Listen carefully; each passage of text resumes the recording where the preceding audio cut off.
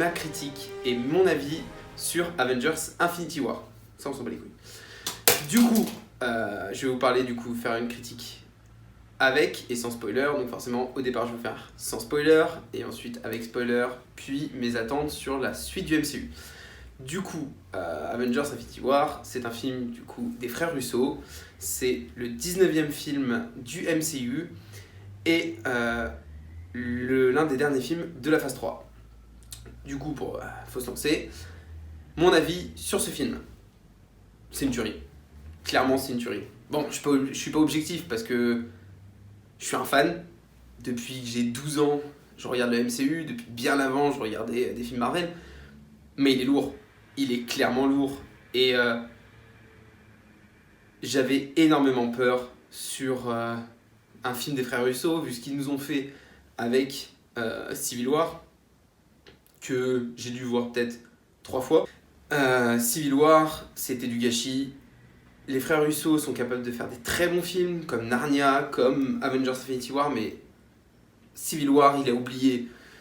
La trame de fond était magnifique, l'histoire pouvait être géniale, mais ils nous ont fait de la merde. Et j'avais énormément peur en allant voir Infinity War qu'ils allaient nous faire la même chose. Un film avec une trame de fond géniale et un film de merde. Et ben non, ils ont réussi, ils ont corrigé tous les défauts, sauf certains, que j'en parlerai forcément, mais ils ont corrigé les défauts et franchement, ça claque. Du coup, ce film, il fait un démarrage de malade. Forcément, ça fait 10 ans que tout le monde l'attend, ça fait 10 ans que les phases ont été mises en place, même si les titres n'étaient pas forcément à jour, on savait pas forcément quel film allait arriver, mais celui-là, on savait qu'il allait arriver. On en parle de Thanos depuis la fin du premier Avengers, on nous en reparle pendant les Gardiens de la Galaxie, et là, enfin on a le combat des Gardiens de la Galaxie, des Avengers contre Thanos. Franchement, très bien fait. C'était super dur de mettre en place l'univers des Gardiens de la Galaxie, assez décalé, assez coloré, que ce soit dans l'image, ou que ce soit dans les personnages ou en couleur, un peu cinglés, faut le dire, ils sont complètement malades, mais ils ont leur délire très drôle, on s'en fout, on va se taper des barres, on va voler, même si on est gentil, on va faire des trucs un peu de méchants. C'est des anti-héros un peu sur certains points. Ils commencent d'ailleurs en tant que mercenaires et ils finissent en tant que gardiens de la galaxie. Donc du coup, forcément, c'était génial. Là, on avait eux, avec les Avengers, qui ont un côté plus super-héros gentils, qui veulent tout le temps faire le bien, même si Iron Man est un peu décalé dans son principe, mais ça reste toujours des gentils. C'est le gentil par excellence. Franchement, ça a été super dur de mettre en place les Gardiens de la Galaxie avec les Avengers. C'était un pari très risqué et le pari est réussi. L'humour qu'apportent les Gardiens de la Galaxie et Spider-Man d'un côté, parce qu'on a le côté un peu enfantin de Spider-Man, mais c'est quand même très compliqué de mélanger le sérieux des Avengers et le côté drôle des Gardiens de la Galaxie. Là, franchement, ça marche de ouf. Les Avengers, franchement, pour donner mon avis, les running gags sont assez plats, c'est un peu du pipi caca, c'est-à-dire que oh là là, faut pas dire de gros mots, dans l'ère d'Ultron où Captain America veut pas qu'on dise des gros mots, franchement les gars, c'est tout, c'est des adultes et ça fait un peu le oh là là, faut pas qu'on fasse des gros mots.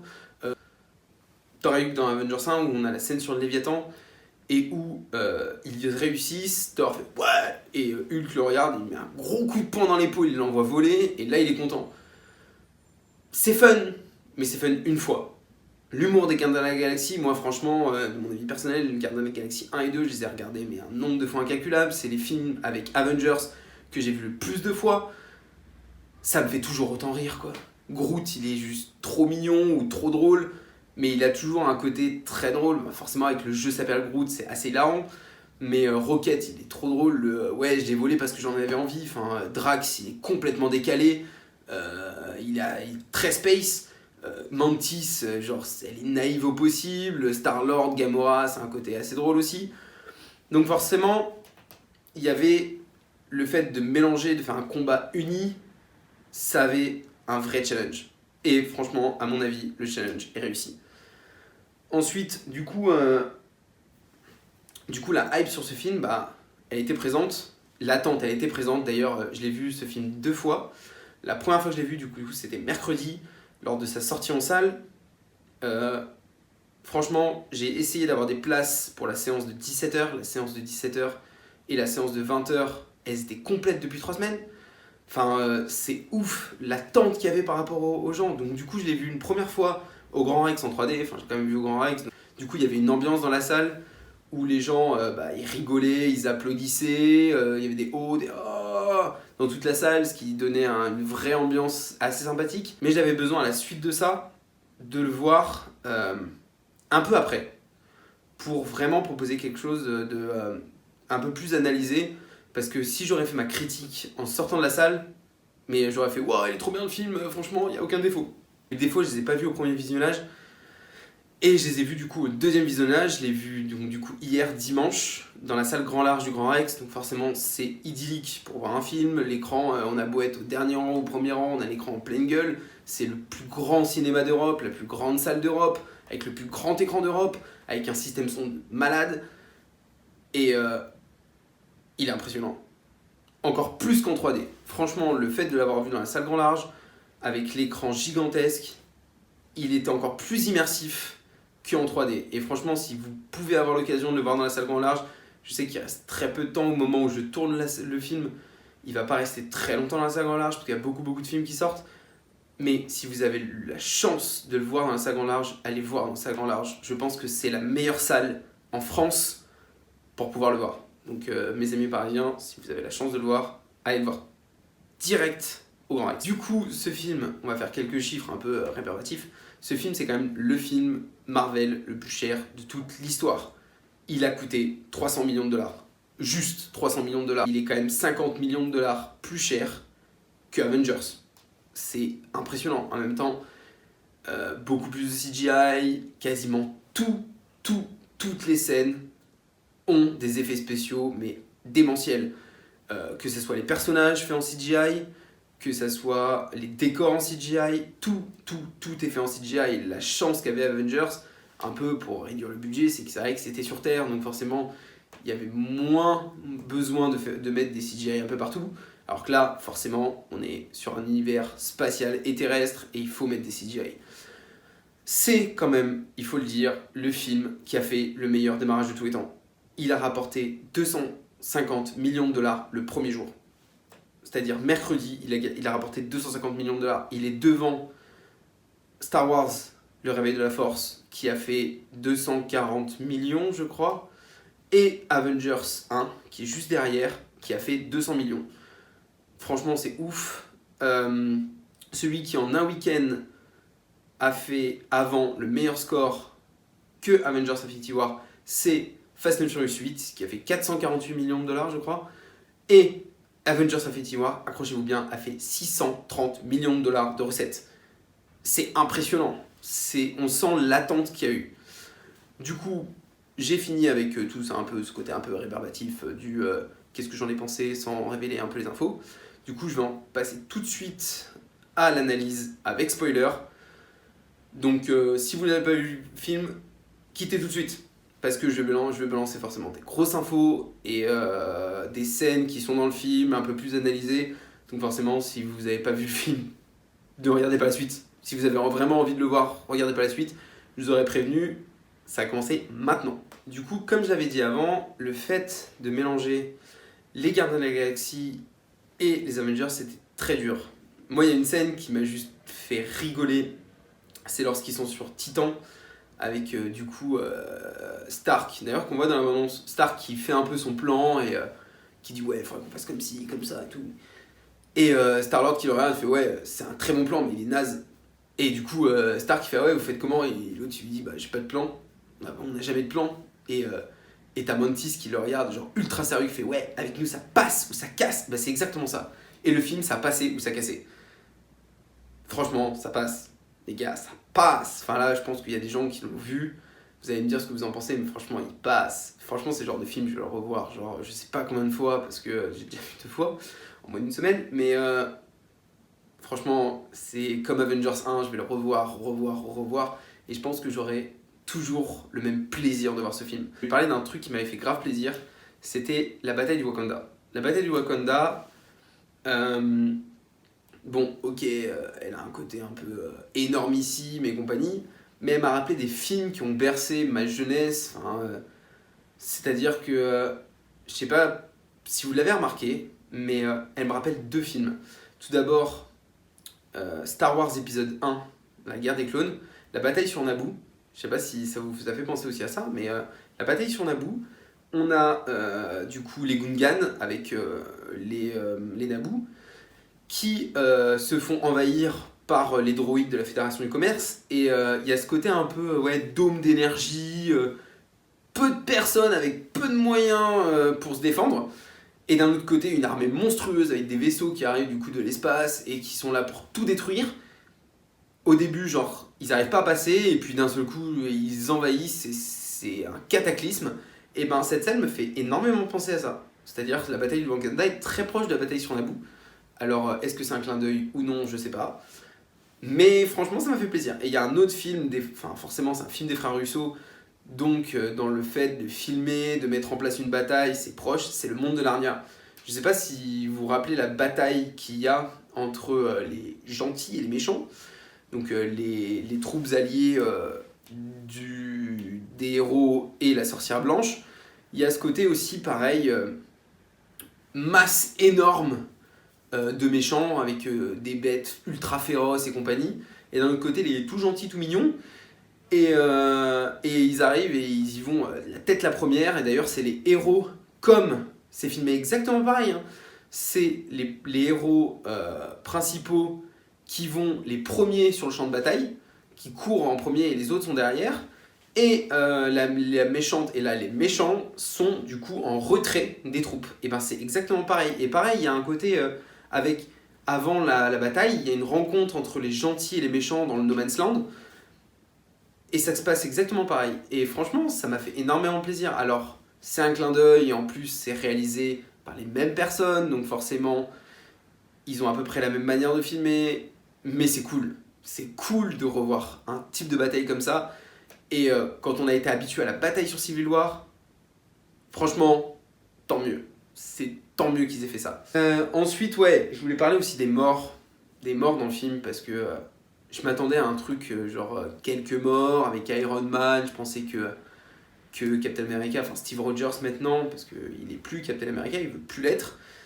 Je pensais que eux allaient mourir et qu'on allait avoir des nouveaux Avengers avec Spider-Man, avec Doctor Strange, avec des personnages comme ça qui ont été présentés il y a pas longtemps dans le MCU et du coup qui vont devenir du coup les nouveaux Avengers. Bah non.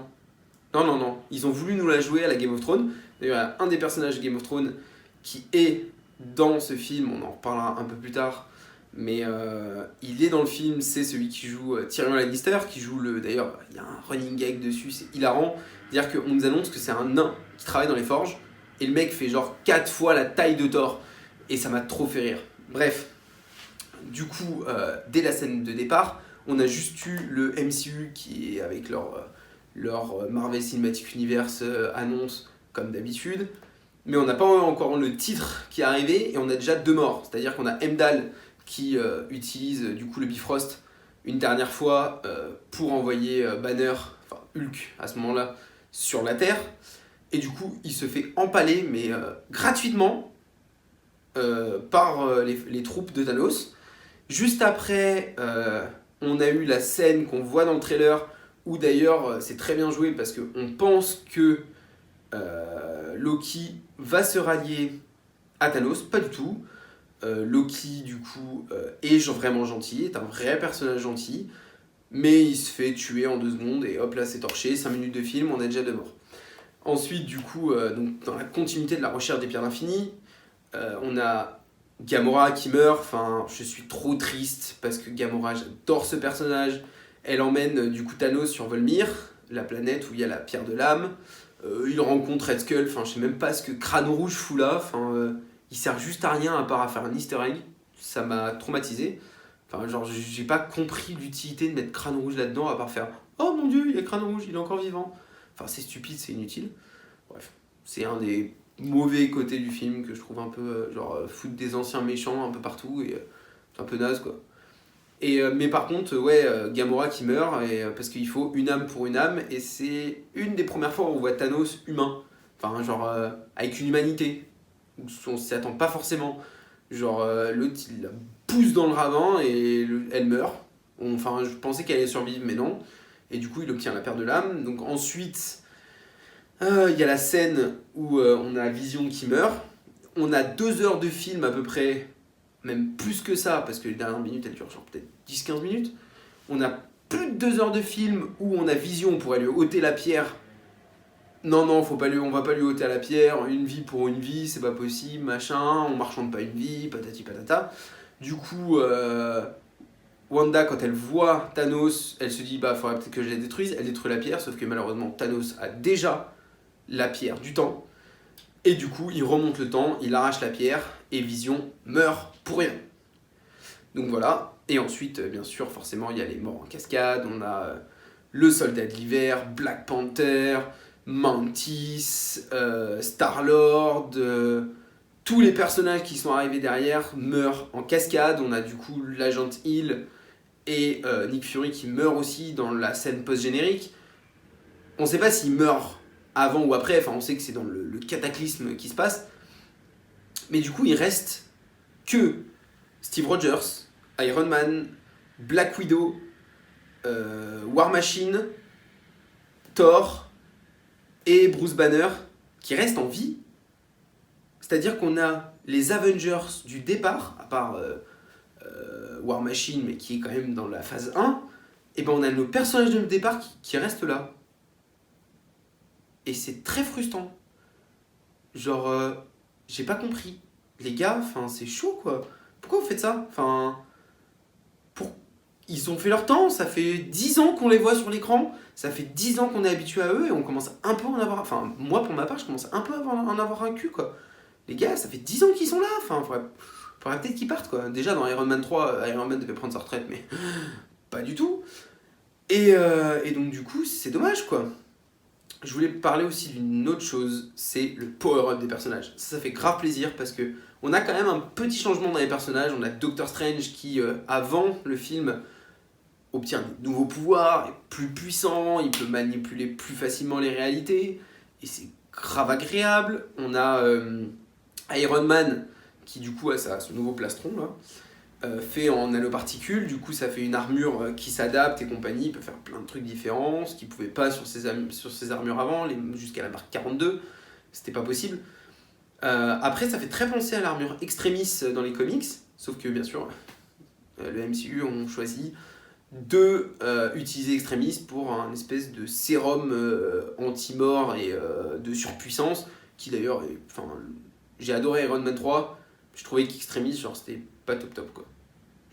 Franchement, ils auraient pu changer par autre chose et la trame de fond serait restée la même. Du coup, voilà, c'est Extremis. Du coup, après, on a aussi Spider-Man qui, du coup, pendant le film, obtient son Iron Spider, qu'on voit d'ailleurs dans la scène post-générique de Spider-Man Homecoming, sauf que c'est une nouvelle armure. C'est l'armure comme Iron Man en nanoparticules. J'adore cette armure, je suis un fan de l'Iron Spider. C'est une de mes tenues de Spider-Man préférées parce qu'elle est trop classe. Ensuite, on a dans le film du coup les nouveaux boucliers de Captain America en vibranium. Des boucliers qui ressemblent vachement plus à Captain America, c'est-à-dire qu'avant on avait le bouclier rond Captain America du bon soldat qui veut pas tuer mais quand même j'y vais.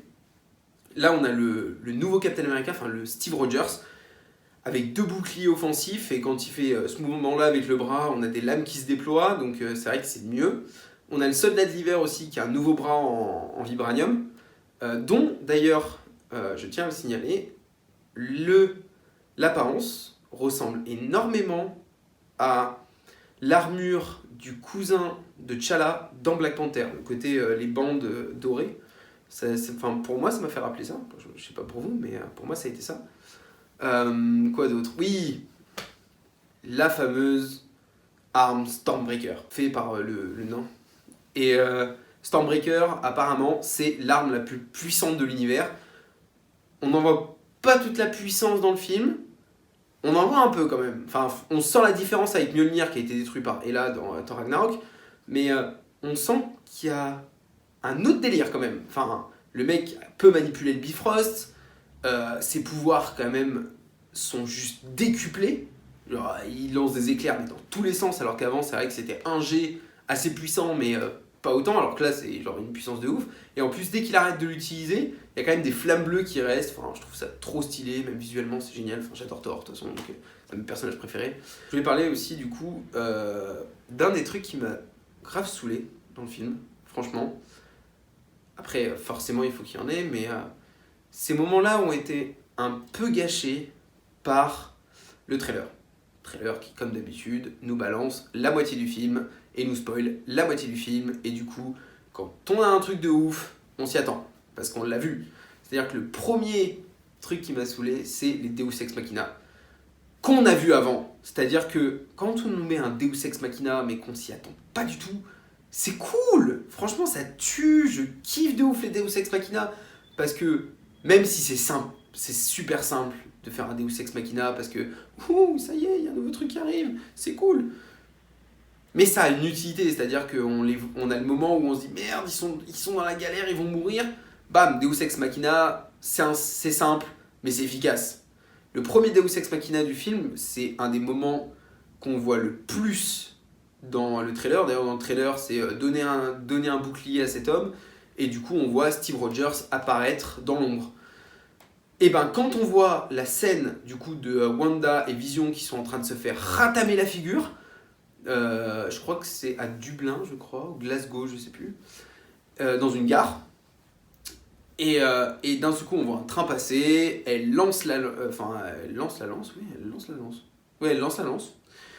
Et ben on a Steve Rogers du coup qui attrape la lance, lumière sur lui. Oh, il y a Steve Rogers. C'était cool, ça fait grave plaisir. Mais le problème, c'est qu'on a été spoilé. Après, quand j'ai vu la première fois en 3D, il n'y avait que des fans. Il y avait des mecs qui s'étaient déguisés, mais qui avaient des boucliers. Enfin, il y en a un, j'ai parlé. Si tu vois la vidéo, bah, je pense à toi, mec. Avec qui j'ai attendu à McDo. Il avait genre la tenue complète avec le bouclier. Il y en avait un autre qui était arrivé pour la séance de 21h. Il est arrivé avec le gantelet d'infini avec les pierres. Enfin, les mecs d'ailleurs, si vous connaissez, bah tant mieux. Forcément, c'était que des fans de Marvel. C'était le premier jour, donc. Quand Steve Rogers est arrivé, bah tout le monde a fait wouh et tout le monde a applaudi, c'était la hype, genre génial Steve Rogers. Mais on le savait, on l'avait vu la scène et c'est dommage. Il y a deux autres Deus Ex Machina dans la même scène, c'est encore la bataille du Wakanda qui est la scène la plus importante du film. Enfin, oui, c'est l'une des scènes les plus importantes du film avec la bataille sur Titan. Mais c'est la scène la plus impressionnante du film. Voilà. Il y a tout d'abord Wanda Maximoff, ou Red Witch comme vous voulez, qui voit les autres se faire exploser la figure et d'un seul coup il y a des machines qui sortent de terre et des machines de destruction. Ça me fait un peu penser aux espèces de machines de destruction dans Battleship. Espèce de grosses roues là avec des crans qui détruisent tout sur leur passage. Et en fait, elle arrive et hop, elle utilise ses super pouvoirs de malade. Et du coup, elle sauve les gens et tout, machin. Mais ça, c'est pareil, cette scène, on l'a vue dans le trailer. Elle était dans le trailer. Donc du coup, quand on voit qu'elle est aux côtés de Vision, on sait qu'elle va... Enfin, si on n'est pas con, on sait qu'elle va prendre part au combat. Enfin, c'est logique. C'est logique. Deuxième Deus Ex Machina... dans la bataille du Wakanda, c'est Thor qui arrive. Cette scène donc avec le Bifrost qui se déplace d'un seul coup, genre le Bifrost n'a même pas disparu, que on a des éclairs qui jaillissent de partout et qui rasent la moitié des méchants présents sur le champ de bataille. Enfin les méchants, des monstres, une espèce de truc dégueulasse avec 4 bras. Et ben genre cette scène là, pareil, on la voit encore dans le trailer.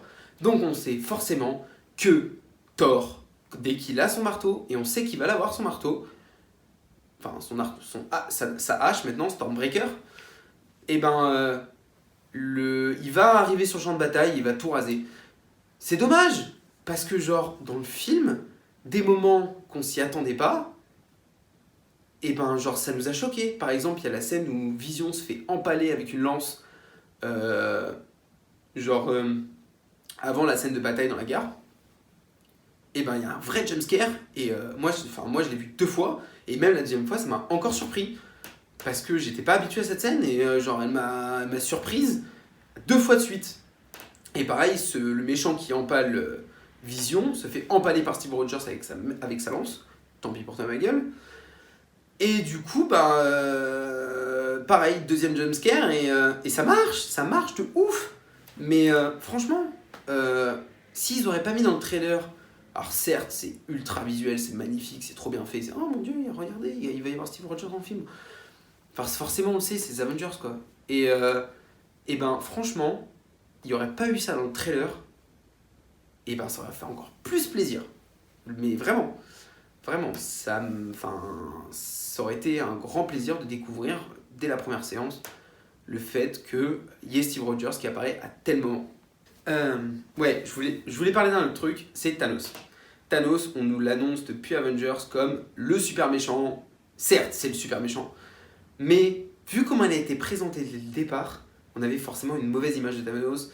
Le fait que c'est le titan fou, un monstre violet immense, qui n'a qu'une seule envie, c'est de détruire, c'est faire le mal et compagnie. Et pas du tout. Pas du tout. Dans Avengers, on nous présente, dans le nouveau Avengers, on nous le présente comme quelqu'un ok qui veut détruire, mais pas pour des mauvaises raisons. Moi, il me fait un peu penser à Ultron dans Avengers l'ère d'Ultron. Ultron, c'est un robot qui a été construit par Tony Stark et qui veut qu'une seule chose, c'est protéger la planète, protéger la Terre. Parce que c'est longue vie à la planète Terre ou un truc comme ça. Et du coup, sa mission pour lui, c'est de protéger la Terre. Et quelle est la plus grosse menace de la Terre ? C'est détruire l'humanité. Il faut détruire l'humanité pour que la Terre survive. Donc, il n'a qu'une seule ambition, c'est de créer quelque chose qui va détruire toute l'humanité. Ok, il est extrême dans son idée, mais c'est pas pour des mauvaises raisons. C'est pas un mec qui va détruire pour détruire. Dans Avengers Infinity War, Thanos, c'est ça. C'est-à-dire que c'est quelqu'un qui a eu sa planète qui est morte et la civilisation avec, parce qu'ils ont été en surpopulation, et lui, il avait dit, attention, on est en surpopulation. Du coup, pour pas qu'il arrive à l'univers la même chose qui lui est arrivé à lui, de perdre tout le monde et qu'il soit le seul survivant, pour lui, sa mission, c'est de détruire la moitié de l'humanité, des peuples de l'univers, pour que l'autre moitié survive, et survive bien, et vive bien. Et du coup, et en plus, là où c'est cool, entre guillemets, c'est que il le fait de manière impartiale, c'est-à-dire que c'est pas les riches qui vont survivre et les pauvres qui vont mourir, non, c'est riches et pauvres, tout le monde dans le même panier, et ça c'est cool. Donc en fait, on n'a pas affaire à un méchant, à mon avis, on n'a pas affaire à un méchant, on a affaire à un anti-héros. Quand on le voit pousser Gamora, il pleure. Et même avant ça, il pleure. Et la scène assez chelou d'ailleurs, quand il a fait son claquement de doigts, on le voit genre triste, il voit Gamora, et lui dit qu'est-ce que t'as sacrifié pour ça ? Qu'est-ce que ça t'a coûté ? Il lui a dit tout. Il est pas méchant quoi. Il est capable de tout sacrifier, même sa fille qu'il aime, même des choses qu'il aime, pour protéger, pour empêcher l'univers de, entre guillemets, mourir. Et c'est pas si méchant que ça. Et j'adore ce personnage. Pour moi, Thanos reste, et je pense restera, le plus grand méchant de l'univers Marvel. Franchement. Et on verra si j'ai raison ou pas, mais je pense que c'est le plus grand méchant de l'univers Marvel. Du coup, j'en arrive à la dernière partie. La dernière partie, c'est mes attentes pour la suite du MCU. Parce que forcément, on a plein de personnages qui sont morts, plein de personnages qui ont disparu, et on n'a pas l'habitude du tout. C'est-à-dire que d'habitude, on a des personnages qui sont en danger, limite de mourir, mais osef les gars, tout va bien. Deuxième moitié du film, ils écrasent tout, et vivent heureux, et eurent beaucoup d'enfants. C'est Disney tout craché. Après, c'est ça, même dans les comics. Même dans les comics, les personnages réussissent tout le temps, c'est des super-héros, ils sont meilleurs que les méchants, parce que les gentils gagnent, les méchants perdent. Ça a toujours été ça. Et ben là, on n'a pas ça. Et c'est pas possible. C'est-à-dire qu'on a des personnages qui disparaissent et qui peuvent pas disparaître. Enfin, c'est pas possible. Spider-Man ne peut pas disparaître. Doctor Strange ne peut pas disparaître. Enfin, ça casserait tout un truc. Et à mon avis, ils vont réapparaître ou il va y avoir un truc comme ça. Enfin, je vais en parler tout de suite. Du coup, Doctor Strange dit une chose assez étonnante. Enfin, deux choses assez étonnantes d'ailleurs. Il a vu 14 millions de possibilités de victoire ou de défaite. Il n'y en a qu'une seule où ils réussissent. Et forcément, si on est assez intelligent, on va choisir celle où on va réussir. Ce qui se passe, c'est que il dit un truc, c'est on rentre dans la phase finale. Au moment où ils vont affronter Thanos, il dit on rentre dans la phase finale. Ils se prennent une défaite mais cuisante, hein, il faut le dire. Et avant, donc on retourne un peu en arrière, il dit à Tony dans le vaisseau, il dit à Tony Stark que s'il devait protéger Tony Stark, Spider-Man ou la pierre du temps, il protégerait la pierre du temps, quitte à abandonner les deux autres. Ce qu'il ne fait pas. Il donne la pierre, mais il donne vraiment la pierre, c'est-à-dire sans autre chose, il donne la pierre à Thanos, et il dit Tony, il n'y avait pas d'autre moyen. C'est ce qu'il dit. Enfin, Tony, il n'y avait pas d'autre moyen. Donc je pense que tout ce qui s'est passé et ce qui se passera sûrement, c'est le futur alternatif où les Avengers, les gardiens de la galaxie, enfin les gentils, parce qu'il n'y a pas forcément de gentils et méchants dans ce cas-là, hein, les gentils vont gagner. Et c'est ce qui serait le plus logique. Parce qu'on va avoir Avengers 4 qui sort dans un an. Donc c'est le plus logique que dans la deuxième partie, ils vont gagner. Ils vont s'en sortir.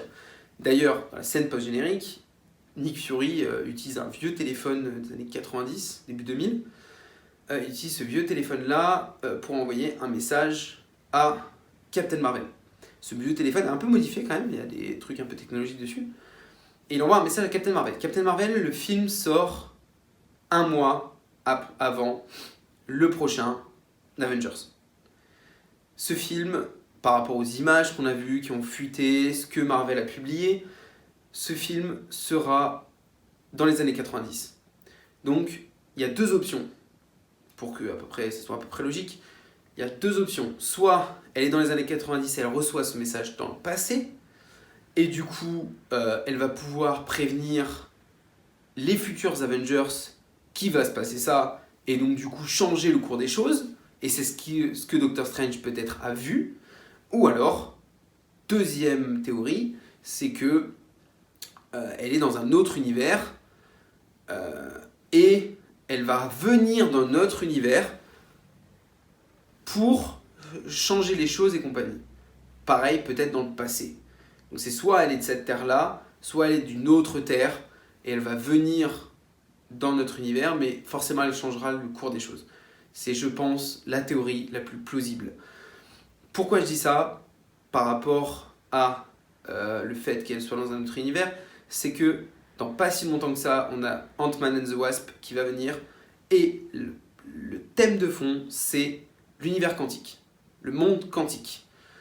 Le monde quantique qui est très très très très proche visuellement du multivers qu'on voit dans Doctor Strange. C'est pareil, le truc un peu kaléidoscopique, avec des un peu effets miroirs et compagnie. Et je pense que visuellement, c'est pas fait pour rien. Je pense que Ant-Man, The Wasp, la mère et le père d'Ant-Man, Hank Pym, mais je sais plus le nom de la mère la fille de Hank Pym, je n'ai même plus le nom de la fille de Hank Pym, c'est terrible, et ben je pense que eux aussi ont un accès au multivers comme Doctor Strange, mais d'une autre manière, avec le fait de se rétrécir et de pouvoir regrandir. Donc je pense que, franchement, Captain Marvel va utiliser un peu le côté multivers. En plus, ça serait cool d'utiliser multivers, parce qu'avec le rachat de la Warner, on a les X-Men, on a les 4 Fantastiques. D'ailleurs, 4 Fantastiques, il y a un film qui est prévu.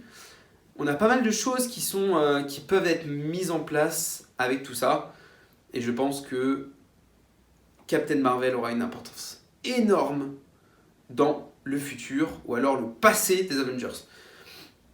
Ensuite, on a Stormbreaker. Stormbreaker qui est une arme qui n'a pas été utilisée à son maximum, à son potentiel maximum, et on sait à quel point le MCU aime que leurs héros utilisent le maximum de leur capacité, quitte à quasiment mourir. C'est-à-dire que Iron Man utilise d'ailleurs sa nouvelle armure jusqu'au point où il n'y a plus rien. C'est-à-dire il y a quasiment juste le bras et un bout du torse, quoi.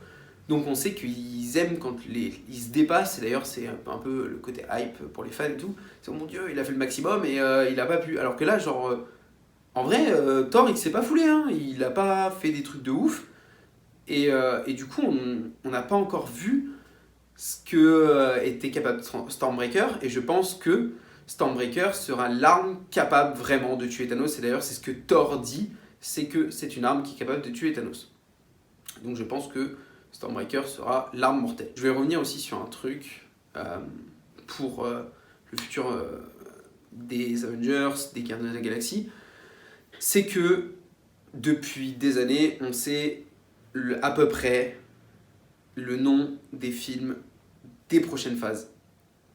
Là, on sait exactement le nom des films de la phase 4. On sait qu'il y aura du coup les Gardiens de la Galaxie 3 en mai 2020, Spider-Man 2 en juin 2020, Doctor Strange 2 en novembre 2020, Black Panther 2 en juillet 2021 et Le Soldat de l'hiver en février 2022.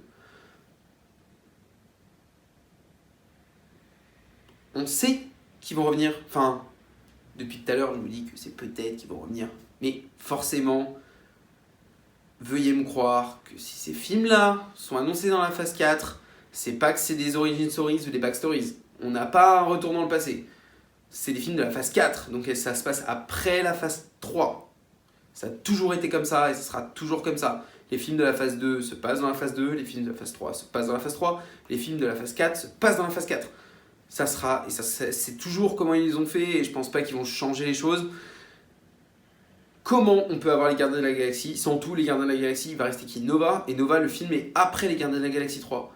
Et je pense que Nova va être annoncé dans la scène post-générique de Gardiens de la Galaxie 3.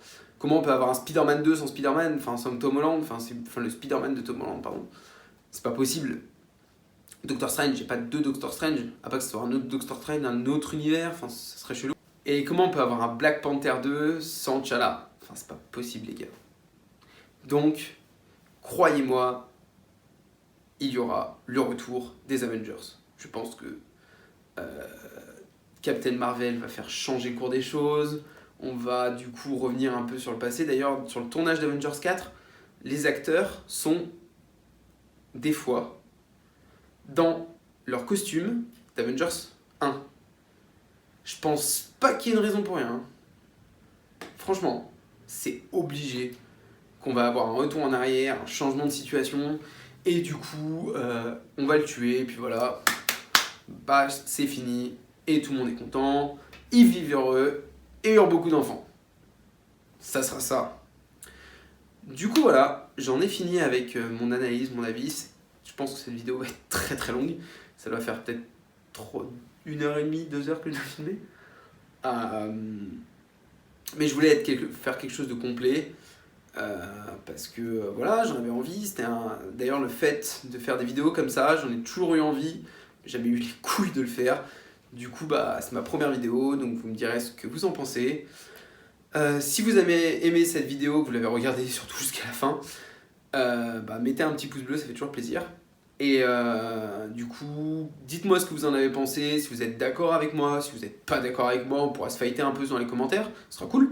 Et pas de soucis, enfin, je suis pour le débat et j'adore ça, et j'adore donner mon avis, voir ce que les gens en pensent, et ça se trouve, je vais changer d'avis, ça se trouve, je vais me dire, tiens, vous avez raison, et du coup, je vais me dire, ah ouais, putain, ou alors je vais me dire, putain, j'ai pas vu ça, quoi.